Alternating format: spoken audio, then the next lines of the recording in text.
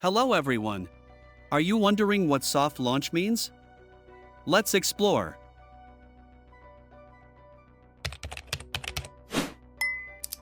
A soft launch is a subtle way of introducing a new relationship on social media without making an official announcement.